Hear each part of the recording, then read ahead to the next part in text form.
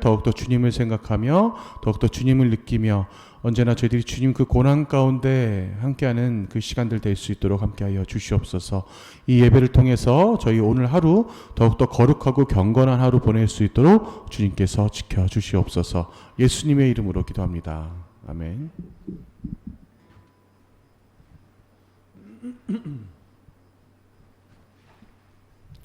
같이 찬양하시겠습니다.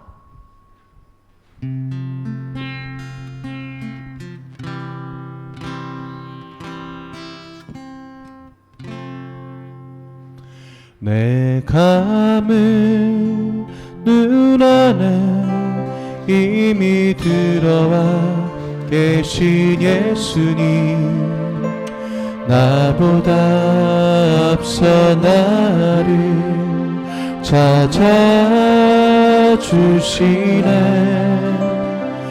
내 뻗은 두 손으로 자비하심을 내어주시니 언제나 먼저 나를 위로하시네. 내 노래 가운데 함께 주가 하시는 늘 나의 기쁨이 되시네. 수많은 사랑 중에 나를 택해 잡으시고 눈물 어두워 빛살 가루 채우시니 그분은 내 자랑 나의 기쁨 나의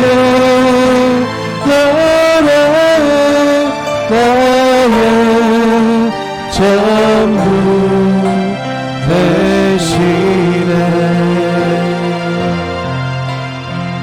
내가 눈 안에 이미 들어와 계신 예수님, 나보다 앞서 나를 찾아주시네. 내 뻗은 두 손으로 자비하심을 내어주시니 언제나 먼저 나를 위로하시네. 내 노래 가운데 함께 즐거워하시는 늘 나의 기쁨이 되시네. 수많은 사랑 중에 나를 택해 잡으시고 눈물로 이살 가루 채우시니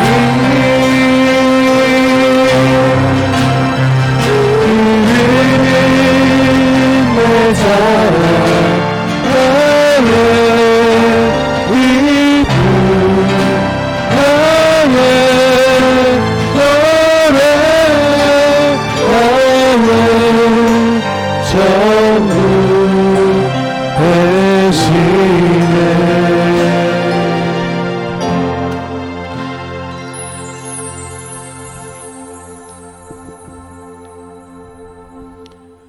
우리가 한 해를 살아가는 중에 가장 이맘때가 주님의 그 고난을, 주님의 보혈을 생각해야 될 때입니다. 하지만 그 어느 때든 간에 사실 주님의 고난 없이는 우리가 이 자리에서 예배를 드릴 이유조차 없었어요. 반드시 이 기간뿐만이 아니라 언제나 저희들 주님 은혜 가운데 거할 수 있기를 소원합니다. 같이 찬양하시겠습니다.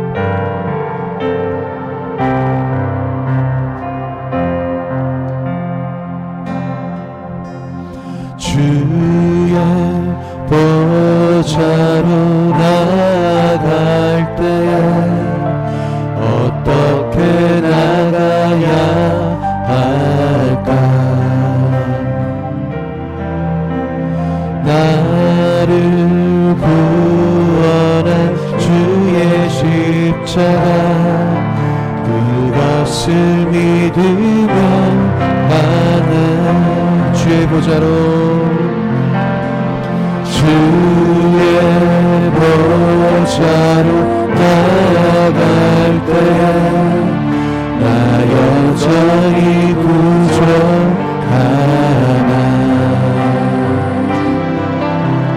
나를 부르신 주의 그 사랑 그것을 믿으며 나는 자격 없는 내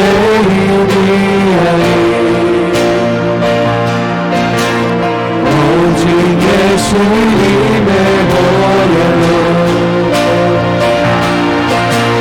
자격 없는 내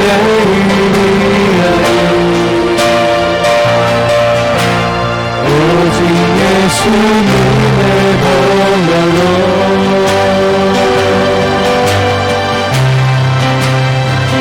십자가의 보혈 완전하신 사랑 이미 받아갑니다.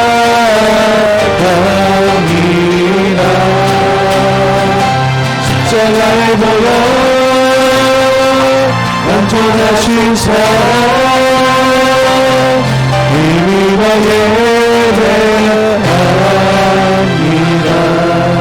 주의 보좌로 주의 보좌로 나아갈 때에 어떻게 나가야 할까? 나를 구원한 주의 십자가 그것을 믿으며 나는 자격 없는 내 힘이 아닌 자격 없는 내 힘이 아닌 오직 예수님의 보혈로 자격 없는 내 힘이 아닌 오직 예수님의 보혈로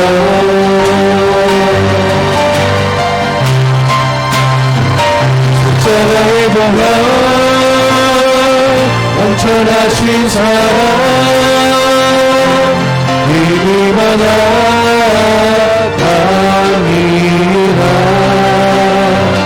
십자가의 보혈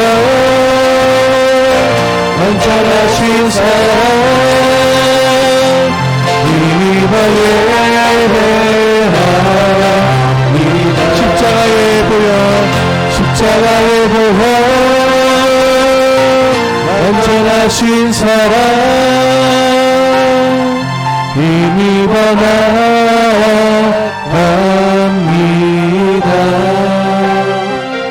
십자가의 보혈 완전하신 사랑 이미 예배합니다.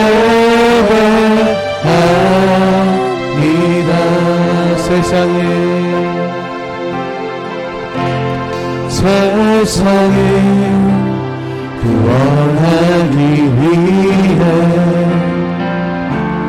흘려야 할 피가 필요하다면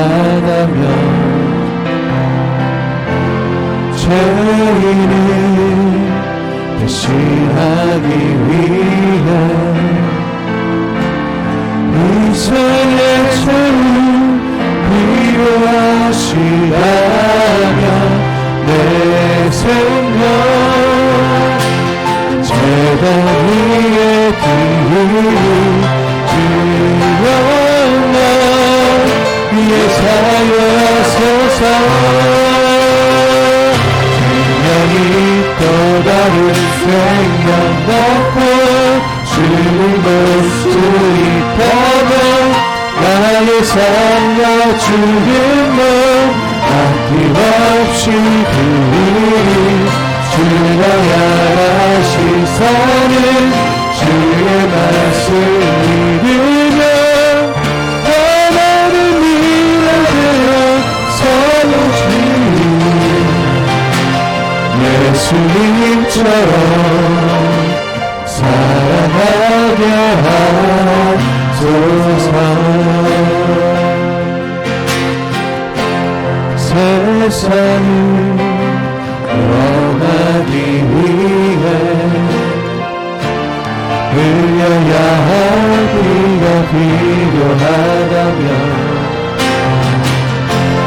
죄인을 대신하기 위해 이성의 죄를 필요하시다면 내 생명 대강 위에 드리니 주여만 위에 사용하소서. 생명이 또 다른 생명 낳고 주님 것으로 있다면 나의 삶과 죽음도 아낌없이 주어야 다시 사는 주의 말씀 믿으며 하나를 믿으며 서러지니 예수님처럼 살아가게 하소서.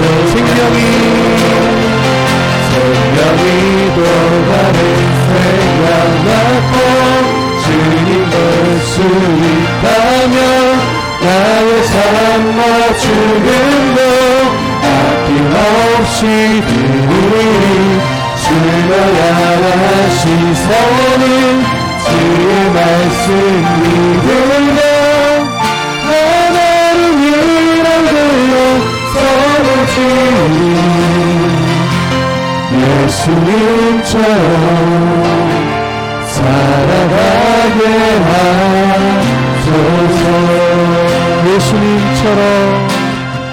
예수님처럼 살아가게 하소서.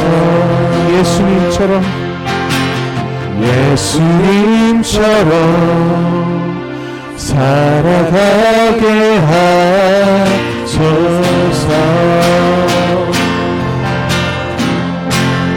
이 시간 다같이 자기 스스로를 위해서 기도하겠습니다. 이 예배를 위해서 기도하겠습니다. 주님, 저희도 오로지 주님밖에 없습니다. 주님만 붙잡고 나갑니다. 그 뜨거운 마음 가지고 이 예배를 위해서 여러분 더욱더 한마음으로 기도하시겠습니다. 하나님 감사합니다. 우리 아이들 통해서 주께서 역사하여 주시옵소서. 이 예배를 통해서 이 아이들 주님 만나고 돌아갈 수 있도록 함께하여 주시옵고 온전히 주님만이면 저희는 어떠한 삶도 부질없고 아무런 의미 없는 삶인데 다시 한번 깨달음을 나갈 수 있도록 우리 아이들 통해서 주님께서 역사하시고 이들을 통해서 주님께서 들어서 주시옵소서. 이들과 함께하여 주시옵소서.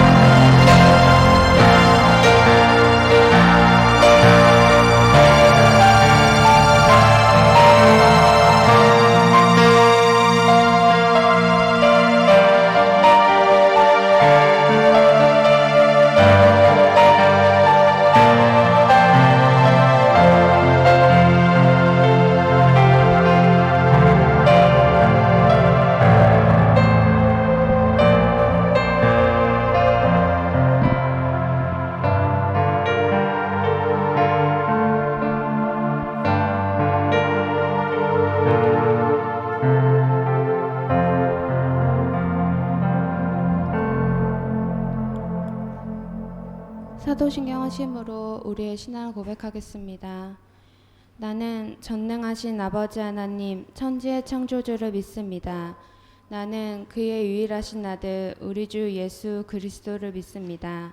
그는 성령으로 잉태되어 동정녀 마리에게서 나시고 본디오 빌라도에게 고난을 받아 십자가에 못 박혀 죽으시고 장사된 지 사흘 만에 죽은 자 가운데서 다시 살아나셨으며 하늘에 오르시어 전능하신 아버지 하나님 우편에 앉아 계시다가 거기로부터 살아있는 자와 죽은 자를 심판하러 오십니다. 나는 성령을 믿으며 거룩한 공교회와 성도의 교제와 죄를 용서받는 것과 몸의 부활과 영생을 믿습니다. 아멘. 찬송하시면서 헌금하시겠습니다. 교부 학생 헌금해 주세요.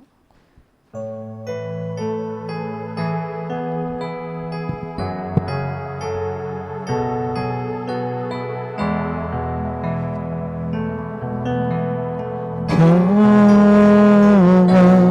하나님의 평강이 당신의 삶에 넘쳐나기를 평화 하나님의 평강이 당신의 삶에 가득하기를 축복합니다. 기쁨 하나님의 기쁨이 당신의 삶에 넘쳐나기를 기쁨 하나님의 기쁨이 당신의 삶에 가득하기를 축복합니다.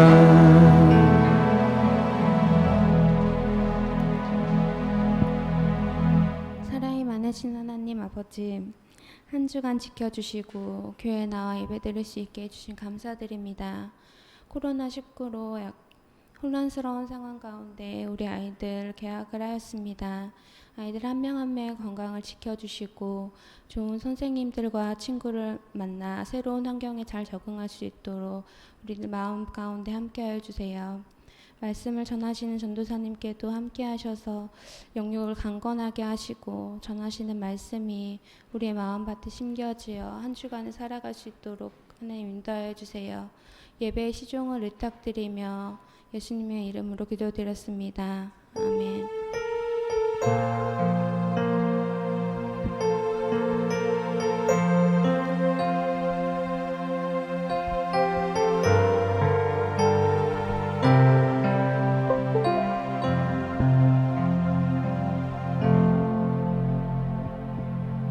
오늘 말씀 누가복음 2장 10절에서 20절 말씀입니다. 누가복음 2장 10절에서 20절 신약성경 89페이지입니다.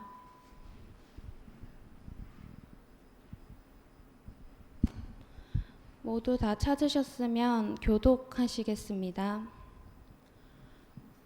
천사가 이르되 무서워하지 말라. 보라, 내가 온 백성에게 미칠 큰 기쁨의 좋은 소식을 너희에게 전하노라.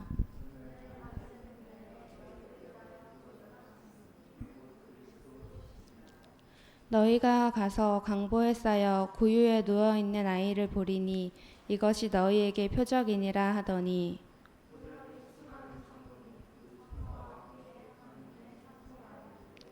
지극히 높은 곳에서는 하나님께 영광이요 땅에서는 하나님이 기뻐하신 사람들 중에 평화로다 하니라.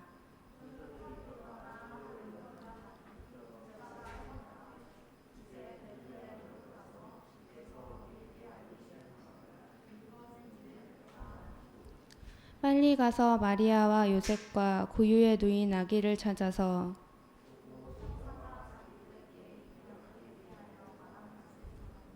듣는 자가 다 목자들이 그들에게 말한 것을 놀랍게 여기되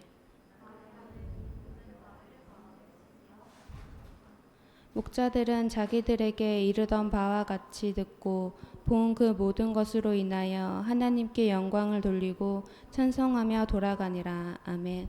목자들의 기다림이란 말씀 주제로 전도사님 말씀 전해 주시겠습니다.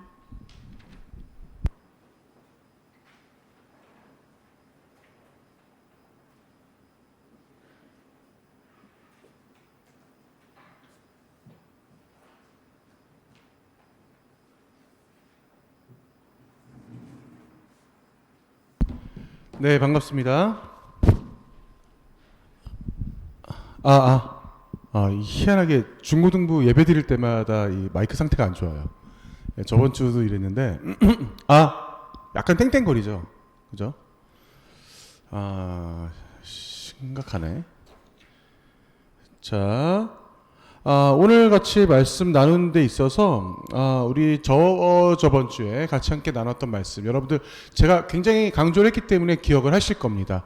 누가복음 2장에 처음으로 등장하는 사람의 이름이 나와요. 그죠? 그 사람이 누구라고 그랬죠? 그 사람이 당시의 로마 황제 바로 가이사 아구스도. 여기서의 아구스도는 무슨 뜻이다? 바로 신의 아들이다. 그죠? 그래서 본인 스스로가 신의 아들이라고 하는 그러한 최고의 명칭, 최고의 호칭을 본인 스스로에게 줬어요. 그런데 정작 진짜 신의 아들, 진짜 하나님의 아들이 나타났죠. 그분이 바로 누구? 예수 그리스도라는 거죠. 근데 그것에 대해서 누가가 아주 강조하면서 아구스도와 그리스도의 탄생에 대해서 나타나는 그 장면이 바로 누가복음 2장에 나타납니다. 바로 그 누가복음 2장에서 우리가 크리스마스는 아니지만 지금 예수님의 고난을 앞두고 있는 시기이긴 하지만 특이하게도 아주 크리스마스 때 많이 들어봤을 법한 그런 본문을 제가 오늘 가져왔어요. 그래서 여러분들과 함께 나누려고 하는데 그 중에 이 말씀을 나누는 데 있어서 제가 잠깐 옛날 얘기를 좀 해야 될 것 같아요. 자, 우리 오늘 말씀을 보면 우리가 한 달 내내 같이 읽었던 말씀 있지. 제가 굉장히 강조했죠. 오늘 주보에는 안 나왔지만 저번 주 주보까지 계속 나왔던 그 말씀, 천사가 그들에게 말하길 하면서 시작하잖아요. 그죠? 그래서 두려워하지 말아라. 너희들에게 있을 큰 기쁨의 소식을 내가 가져왔노라 라고 하면서 천사들이 제일 첫 번째로 누구에게 전했다 그래서 예수님의 탄생을 누구에게 전했어요? 바로 양을 치는 목자들에게 그 말을 제일 먼저 전했다. 그러면 여기서 질문. 동방 박사도 아니고 헤롯 왕도 아니고 하필 왜 목자들이었을까? 왜 하나님께서는 천사들을 시켜서 하필 왜 목자들에게 제일 처음으로 예수님의 탄생에 대한 그 메시지를 왜 굳이 그들에게 제일 먼저 전했을까라고 하는 궁금증이 생기는 거예요. 어떻게 보면 이건 아주 신학적인 궁금증이지만 하지만 우리들도 또한 성경을 접하는 사람들이기 때문에 한 번쯤 궁금해 볼 만한 일이 있는 거죠.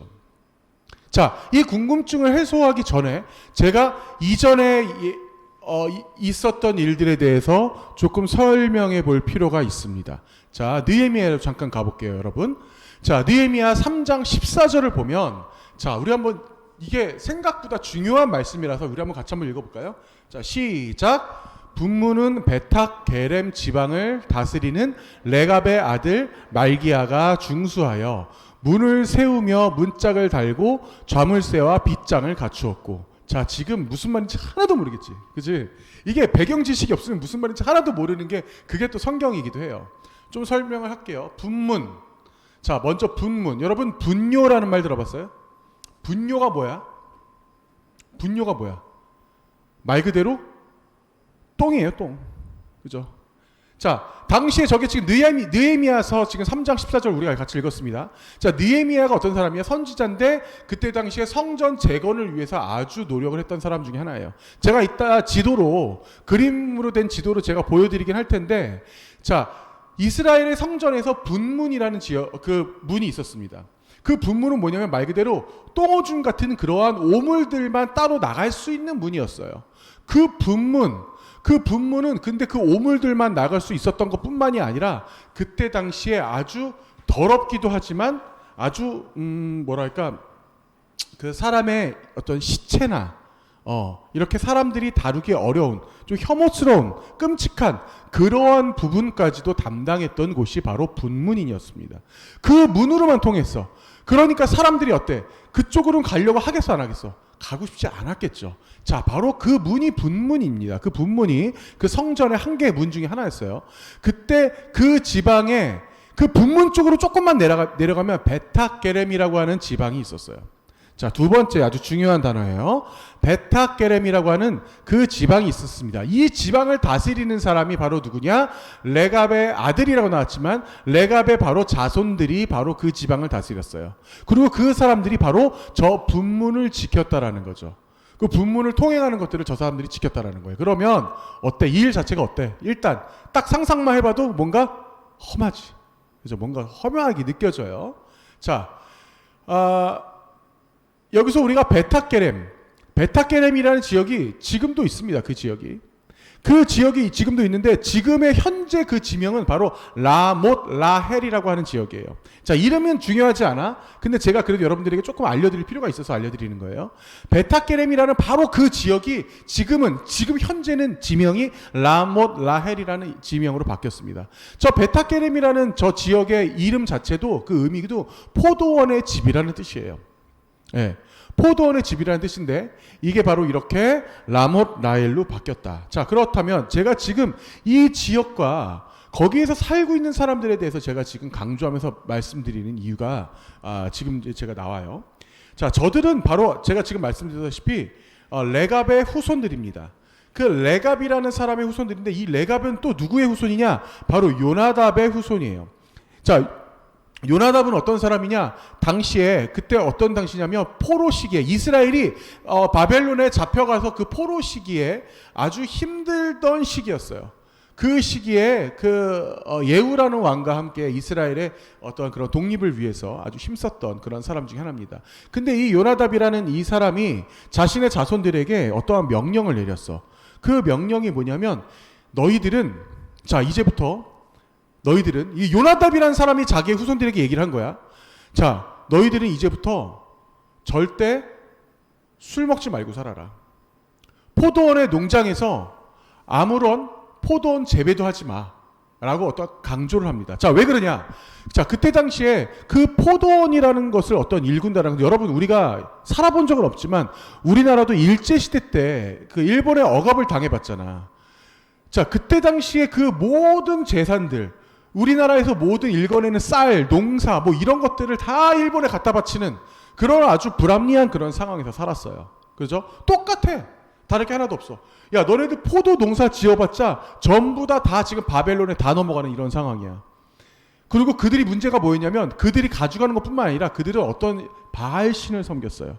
그 신전에 우리가 믿지 않는 그 신전에 내가 직접 만든 내 생산물들을 거기다가 바쳐버리는 그러한 상황이 벌어지기 때문에 여러분 생각을 해봐. 여러분들이 직접 만든 음식을 말도 안 되는 어떤 제사상에 올린다고 생각해봐. 얼마나 끔찍해.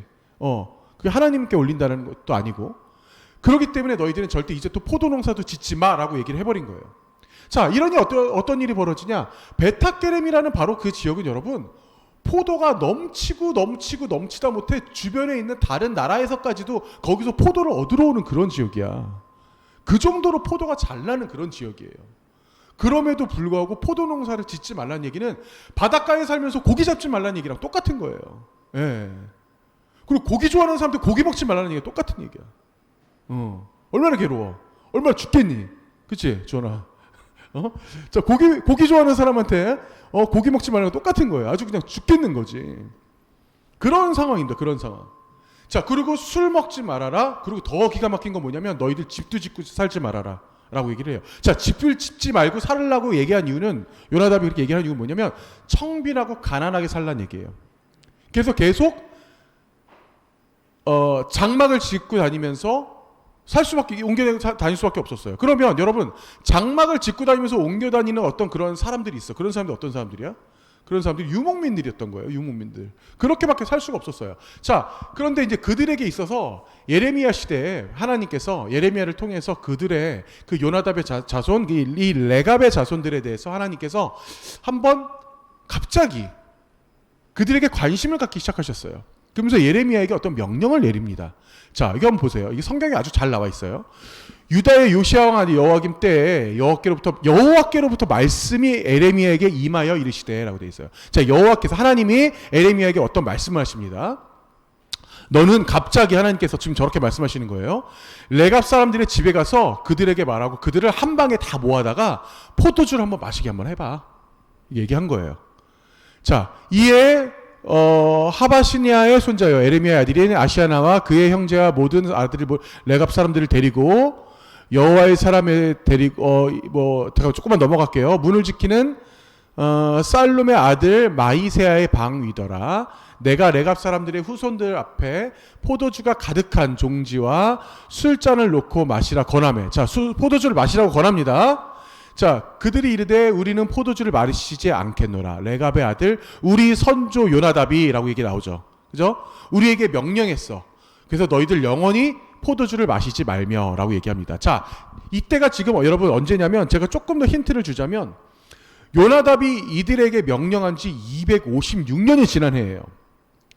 256년을 지난 해까지도 요나답의 자손들이 계속 저 명령을 지키고 있었다는 거죠. 자, 첫 번째, 집을 짓지 않았죠. 그리고 가난하게 살았어요. 그리고 포도주를 먹지 않았죠. 예. 그리고 포도 농사를 하지 않았어요.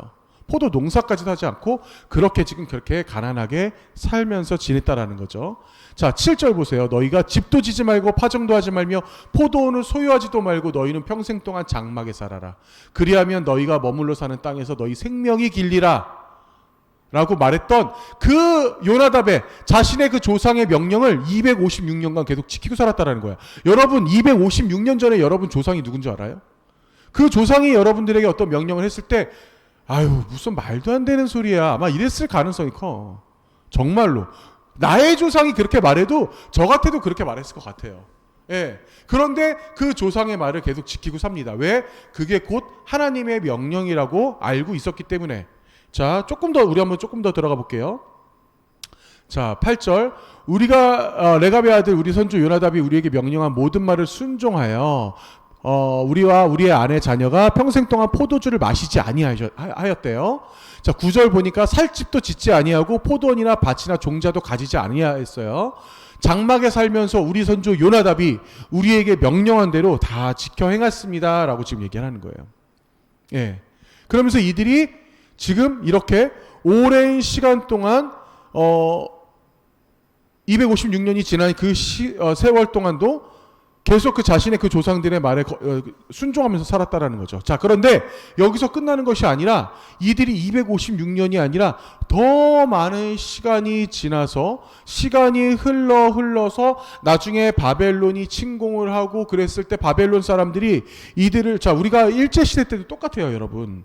일제시대 때도 똑같은데 그때 당시에 보세요. 잠깐만 이거 다시 한번 봅시다. 에레미야 35장 18절 말씀 보면은 에레미야가 레갑 사람의 가문에게 이르되 만군의 여호와 이스라엘 하나님께서 이와 같이 말씀하시기를 너희가 너희 선조 요나답의 명령을 순종하여 그의 모든 규율을 지키며 그가 너희에게 명령한 것을 행하였도다. 그러므로 만군의 여호와 이스라엘의 하나님께서 이와 같이 말씀하시니라 레갑의 아들 요나답에게서 내 앞에 설 사람이 영원히 끊어지지 아니하리라 하시니라고 말씀했어요. 자, 근데 이들이 이후에도 바벨론이 침공을 하고 그들이 바벨론 침공해서 우리나라도 옛날에 그랬어요. 어떤 사람들 데리고 왔어요. 일본 놈들이 우리나라에 와서 일본 놈들이라고 해서 미안해. 여기 혹시 일본 사람 없지? 일본 사람 없죠. 제가 그냥 편한 대로 얘기할게요. 그래서 일본 놈들이 우리나라에 쳐들어와서 그래서 일 좀 할 만한 사람들을 다 데리고 갔어. 다 데리고 가서 자기네 그 일본의 땅에서 징용을 시키면서 아주 힘든 노동을 하면서 그들에게 정말 돈 한 푼 안 주고 밥도 막 그냥 막 찬밥 주면서 그렇게 우리 사람들이 힘들게 했던 그러한 과거 시절이 있었던 것처럼 이스라엘 사람들이 좀 쓸만한 사람들, 기술 있는 사람들을 싹 다 데리고 갔어요.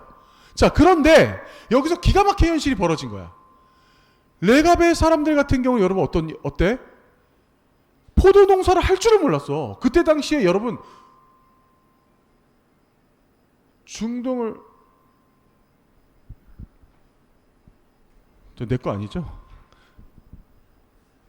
제 건가 보다. 그래요?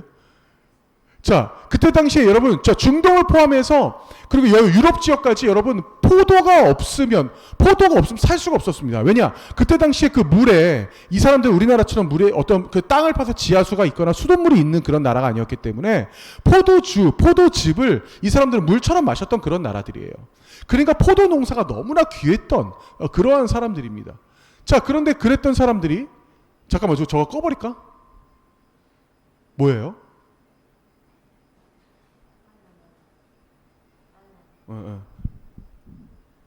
그 포도 농사를 했던 사람들인데, 그러니까 포도 농사를 할 줄 아는 사람들을 바벨론이 이스라엘 사람들을 싹 다 데려갔던 거야. 그런데 레갑의 사람들은 아무 기술이 없는 거야. 아니, 쟤네들은 뭐 하는 애들이야? 정말 쟤네들 밥만 축내지 아무 쓸모가 없다 생각해서 걔네들을 그냥 완전히 배제하고 레갑의 사람들은 그대로 그 자리에 살게 됩니다. 그 베타게렘이라고 하는 그 자리에 살게 돼서 그 사람들은 할 줄 아는 게 없으니까 가장 그때 당시에 천대받는 일을 하게 돼요. 가장 천대받는 일, 그게 바로 뭐냐? 양을 키우는 일을 하게 됐다라는 거예요. 이 레갑의 자손들이 그때 당시에 양을 키우는 일을 하면서 우리 조상 요나답이 우리를 위해서 우리에게 그러한 명령을 내리셨지만 우리가 경건하게 살면서 청빈하게 살면서 우리가 그 명령을 지켜 행하겠습니다라는 그 생각으로, 그 생각이 계속 이으고 이어서 800년 넘게, 아까 256년이라고 얘기했죠? 그 뒤로도 600년 넘게 계속 더 그렇게 살게 되는 그러한 사건이 일어나요. 자, 제가 어제 이 말씀을 준비하면서 제가 어제 구글 지도를 잠깐 펴봤어요. 그래서 저 구글 지도에다가 베들레헴을 먼저 쳐봤습니다. 왜냐하면 베타게렘을 찾기 위해서 베들레헴이라고 먼저 쳐봤어요. 자, 베들레헴으로 쳐봐서 먼저 저렇게 베들레헴으로 들어갔어요. 한번 보세요, 여러분. 여러분 여기 지금 글씨가 잘 안 보일 텐데 저기가 지금 베들레헴 지역이에요. 자, 그래서 제가 지금 지도를 조금 확대를 하면 확대를 해서 좀 옆으로 가면 옆에 지금 사이가 있어요. 그래서 지도를 좀 바로 잡겠습니다. 자, 지도를 좀 바로 돌려. 자, 그래서 좀 확대해서, 자, 그래서 베들레헴. 자, 지금 베들레헴이에요, 베들레헴. 자, 지금 여기 보이는 지역이 베들레헴인데, 여러분 글씨가 잘 안 보이겠구나. 자, 이제 글씨가 조금씩 드러날 거예요. 예, 좀만 기다려 보세요. 자, 그래서 글씨가 너무 작구나. 자, 여기 지금 빨간 점이 보여요. 저기가 지금 베들레헴인데 그 바로 위에 예루살렘이 지금 있습니다. 예루살렘이 약간 깜빡이게 제가 지금 해놨어요. 조금 깜빡이게. 예루살렘이 지금 약간 지금 이쪽 지역에 있는데, 예루살렘, 여러분 조금 안 보일 텐데 어쩔 수 없어요. 베들레헴 바로 조금 위에, 제가 봤을 때 차로 가면 한 30분 거리에 있어요. 30분 거리에. 근데 베들레헴에서 차로 가면 30분 거리에 예루살렘이 있는데, 예루살렘과 베들레헴이 그 사이가 있습니다. 그 사이 마을. 그 사이 마을을 제가 확대를 시켜봤더니 거기에 바로 라못 라헬이라고 나와요. 라못 라헬이 베들레헴과 예루살렘 그 사이에 있습니다. 자, 제가 이거 어제 구글로 본 건데 바로 지금 이 확대되는 이 지역, 여기가 바로 라못 라헬이에요. 예. 그래서 구글 지도 여러분 해보신 분들 있겠지만 저기 로드뷰 되는 거 아시죠? 로드뷰. 제가 로드뷰를 한번 봐봤어요. 정말 그 지역이 어떻게 생겼나? 저렇게 사람을 이렇게 끌어다가 이렇게 딱 올릴 수가 있거든. 한번 딱 끌어올려봤어. 자, 그랬더니 글로 한번 들어갑니다. 들어가 쭉쭉 들어가서 여기가 지금 라몬 라헬의 그 시내 도로예요. 예, 시내 도로입니다. 자, 그래서 조금 더 가볼게요. 그래서 조금 더 가보면 어떤 표지판이 나와요. 나오는데 여기 표지판 봐봐. 이 표지판 저 밑 두 번째 거 표지판 라몬 라헬이라고 써 있죠. 라몬 라헬 이게 써 있습니다. 지금도 저 지역이 저렇게 건재하게 지금 있다라는 거예요. 저기가 바로 예루살렘과 베들레헴 그 중간에 있는데, 예루살렘과 엄청나게 가까워. 정말 차로 가면 10분 15분 거리야. 그 거리에 사는 사람들이 바로 레갑의 자손들이었고, 그들이 양을 치면서 평생을 그 자리에서 포로 기간 그 몇백 년 동안, 그 600년 넘는 기간 동안 저들은 아무런 방해 없이 바벨론 사람들이 저들을 잡아가질 않았으니까 계속 양을 키웠어요. 그럼 어때? 양을 키우는데 어때? 전문가가 됐겠지? 양을 키우는 전문가가 됐을 거야. 그래서 나중에 포로 생활이 끝난 뒤에도 예루살렘 성전에서 제사를 드릴 때 가장 질 좋은 양을 바로 라몬 라헬에서 공수를 할 수 있었다는 겁니다. 저들은 굉장히 축복받은 민족이에요.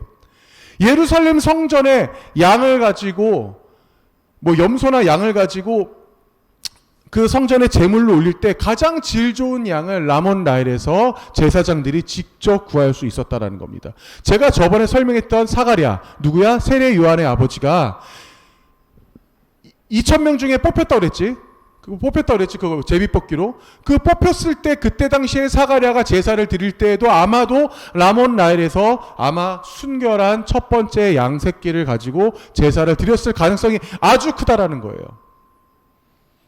그들의 인생, 그들의 인생 평생 가난하게 살았어. 평생 먹고 싶은 포도주 한 번도 못 먹고 살았어. 평생 천대받는 직업으로 살았어. 하지만 아주 축복스럽게도 가장 질 좋은 양을 성전에 바칠 수 있는 그러한 권한을 가졌다라는 그런 사건이에요. 그들에게 있어서 장막 생활, 양치는 생활, 포도주도 못 먹는 어떠한 그런 삶 가운데 있으면서 여러분 이거 보세요. 제가 지금 동그라미 친 바로 여기가 지금 이게 지금 이 예루살렘을 확대했을 때 지금 성전 맨 밑에 있는 바로 그 지역입니다. 저기가 지금 영어로는 흰놈의 골짜기라고 써 있는데 저기에 보시면 저기가 바로 아까 말씀드렸던 그 분문이라는 곳이에요. 그 분문이라는 곳을 이들이 거기를 관리를 하면서 거기에는 온갖 오물들이 쏟아져 나오고 사람의 시체가 쏟아져 나오고 그러한 지역에 살면서 거기서 또 양도 키우고 가장 천대스럽게 살았지만 그들에게 있어서 천사가 처음으로 찾아와서 소식을 전했던 그 목동들 그렇게 간절하게 메시아를 기다렸던 그 목동들 그들이 바로 레갑의 자손들이었다는 얘기예요. 그래서 하나님이 그 기다림을 간절히 그들의 마음을 알았기 때문에 그들에게 있어서 첫 번째로 천사를 통해서 내가 이 땅에 메시아를 보내주겠다라고 하는 그 첫 번째 메시지를 그 목동들에게 전해줬다는 얘기입니다. 이게 얼마나 중요한 역사적인 사건이며 하나님께서 정말 수백 년 전부터 얼마나 오랫동안 계획해 놓은 일들인지 우리는 이미 알 수도 없었던 말도 안 되게 알 수도 없었던 하나님의 완벽한 계획 속에 이루어졌다는 거예요. 자, 그렇다면 그 레갑의 자손들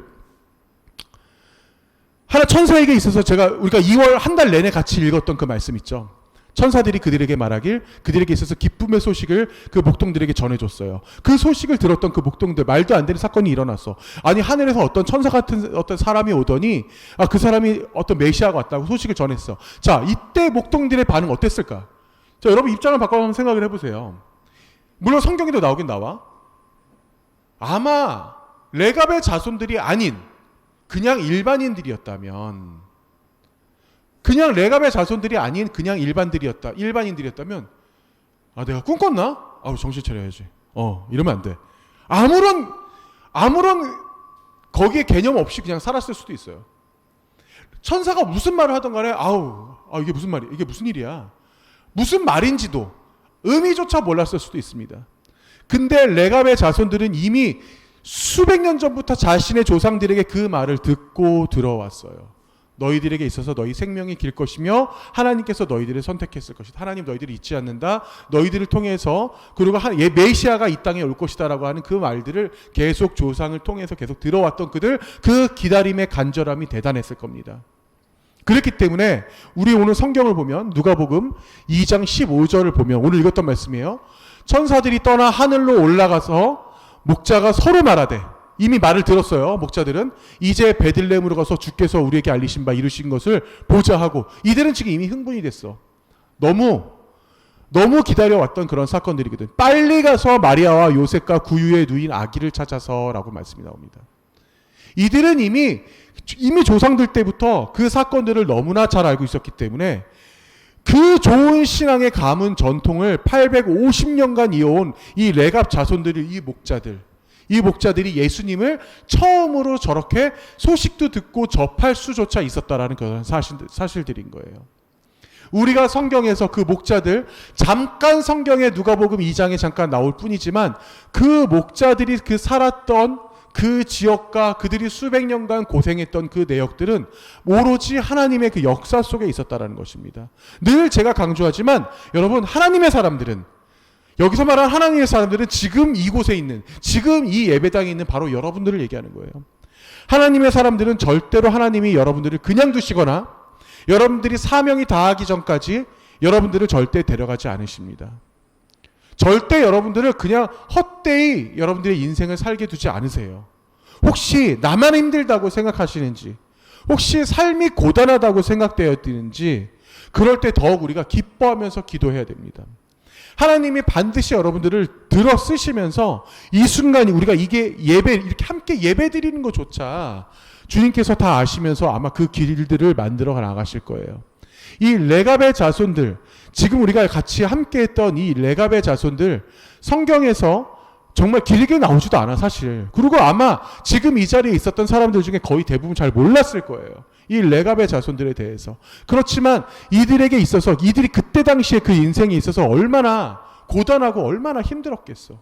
자신의 재산도 제대로 못 가지면서 남들은 다 할 수 있는 것들 누리지도 못하고, 그 포도 한 송이 먹어보지도 못하고, 포도 한 송이 길러보지도 못하고, 그러면서 살았지만, 그때 당시에 천한 직업을 갖고 살았지만 결국 그들에게 하나님께서 첫 번째로 그들을 찾아오셔서 직접 메시지를 주셨던 이 하나님의 놀라운 계획들, 완벽하게 여러분들, 제가 오늘 드리는 말씀 가운데 더 중요한 메시지는 뭐냐면, 신약과 구약이 완전히 연계가 되는 어떠한 이런 역사가 이 안에 일어난다라는 겁니다. 그래서 제가 여러분들에게도 말씀을 드리고 강조를 하는 거지만, 여러분 이 성경 66권의 핵심을 딱 한 단어로 우리가 요약할 수 있어요. 이 성경의 그 핵심 바로 뭐예요? 바로 오로지 예수님이에요. 이 66권의 핵심 오로지 예수님입니다. 예수 그리스도가 없이는 우리가 이 성경을 올곧게 읽을 수도 없고 우리가 이 자리에 있을 이유도 없는 거예요. 다시 말씀드리지만 그 레갑의 자손들 뿐만이 아니라 지금 이 시간에 이 자리에서 같이 함께 예배드리는 여러분들, 그 모든 길을 주님께서 인도해 주실 줄 믿습니다. 같이 찬양을 하면서 우리 예배 마칠 수 있도록 할게요. 같이 찬양하겠습니다.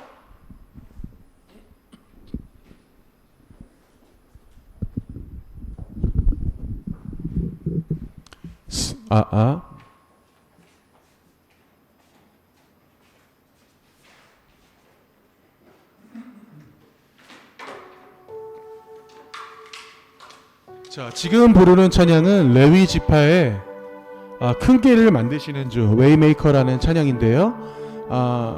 제가 언젠가 설교 때도 말씀드린 적 있지만 스카프레너라고 하는 지금 부산에서 목회하시는 목사님이 만드신 찬양이에요.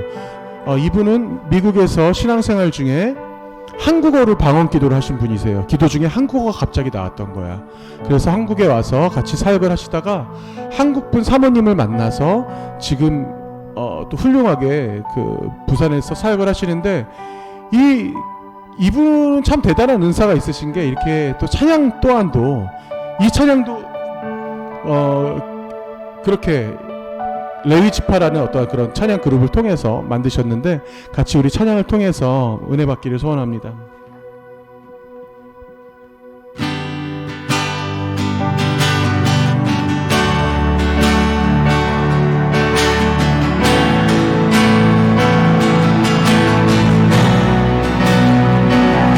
주의 은혜하시네 나 경배해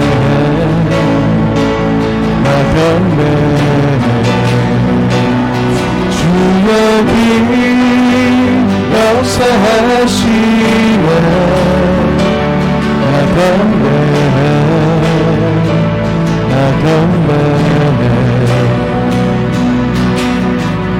은기를 만드시는 주, 은기에서 행하시는 주, 그는 나의 하나님. 약속을 지키시는 주, 어둠 속에 빛이 되시는 주님, 나의 하나님. 우리 마음 만지시는 주, 나 경배해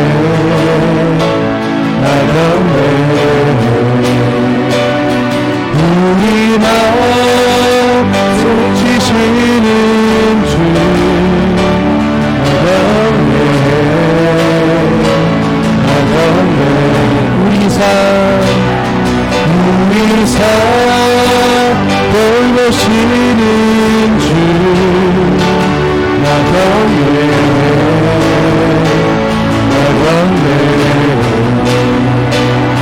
우리 나 하시는 주,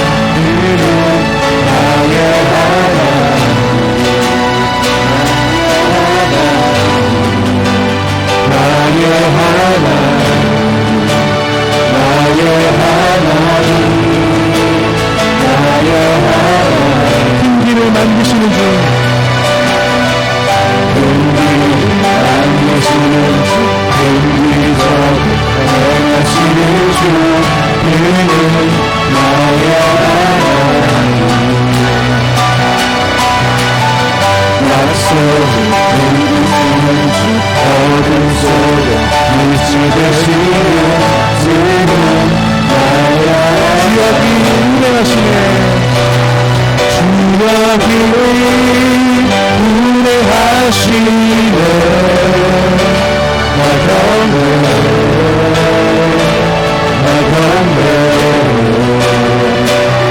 주여기 역사하시네 나 가운데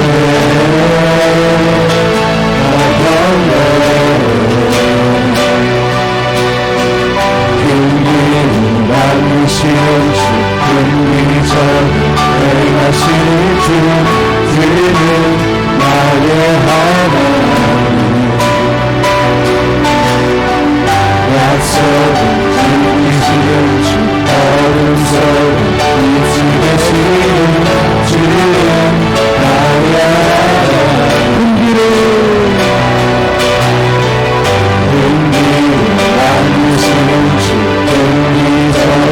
행하시는 주 그는 나의 하나님 약속을 지키시는 주 어둠 속에 빛이 되시는 주는 나의 하나님 나의 하나님 나의 하나님 나의 하나님 나의 하나님 나의 하나님 나의 하나님 나의 하나님 나의 하나님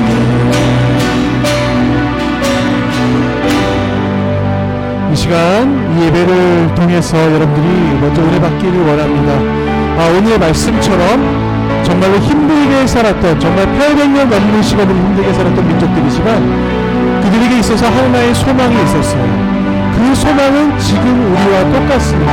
오로지 예수 그리스도를 바라보고 살아갔을 때 그들의 믿음에 있어서, 그들의 삶에 있어서 오로지 주님께서 그들을 인도하시는 역사가 일어납니다.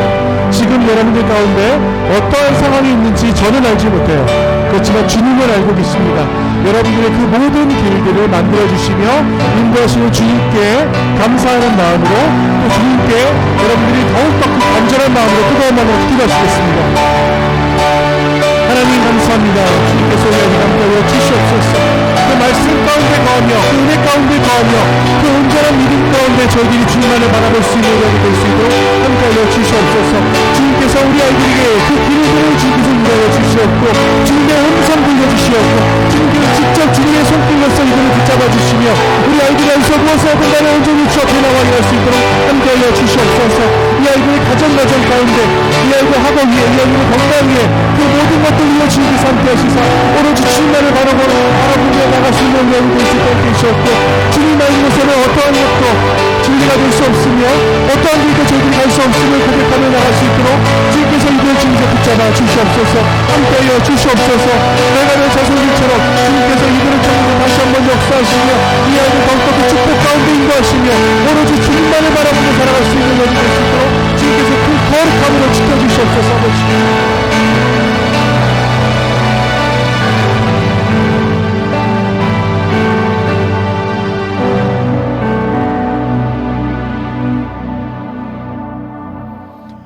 하나님 감사합니다. 주님께서 우리 아이들을 통해서 더욱더 역사하여 주시옵소서. 주님께서 이 아이들에게 직접 말씀 주시고 주님께서 직접 인도하시며 온전히 저희들 주 앞에 나와 무릎 꿇고 기도할 수 있는 우리 아이들 될 수 있도록 주님께서 지켜주시옵소서. 아버지, 고난주간과 부활절이 얼마 남지 않았습니다. 그 기간들 저희들 더욱더 경건하게 한 주간을 보내며 또 하루를 보내며 이 아이들을 언제나 저희들 주님 생각하면서 기도하며 살아갈 수 있는 우리 아이들 될 수 있도록 주님께서 지켜주시며 이들을 이끌어 주시옵소서. 또 한 주간도 주님께서 우리 아이들의 가정과 이 아이들의 건강과 이 아이들이 살아가는 그 모든 발걸음 속에 주님께서 직접 임하실 줄 저희들이 믿으며 이 모든 말씀 예수님의 이름으로 기도합니다. 아멘. 같이 한 목소리로 주기도문 하시겠습니다. 하늘에 계신 우리 아버지, 아버지의 이름을 거룩하게 하시며 아버지의 나라가 오게 하시며 아버지의 뜻이 하늘에서와 같이 땅에서도 이루어지게 하소서. 오늘 우리에게 일용할 양식을 주시고 우리가 우리에게 잘못한 사람을 용서하여 준 것 같이 우리 죄를 용서하여 주시고 우리를 시험에 빠지지 않게 하시고 악에서 구하소서. 나라와 권능과 영광이 영원히 아버지의 것입니다. 아멘.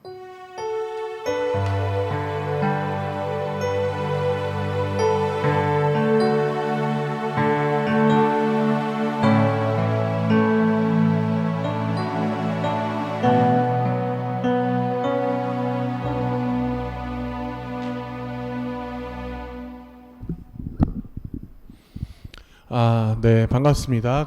다시 한번 여러분들 말씀드리지만, 여러분들이 한 학기가 시작되면서, 여러분들이, 학교 생활에 있어서도 더욱더 기도로, 정말 기도하며 나갔으면 좋겠어요. 그래서 여러분들이, 하나님 제가, 한 학기를 살아가는 데 있어서도 주님 지켜주시고, 절대, 내 친구들을 통해서, 우리 반 아이들을 통해서, 상처받지 않게 해달라고, 그리고, 정말 좋은 선생님 만나서 그리고 정말 행복한 학교 생활 할 수 있게 해달라고 여러분 꼭 반드시 기도를 하면서 나갈 수 있기를 소원합니다.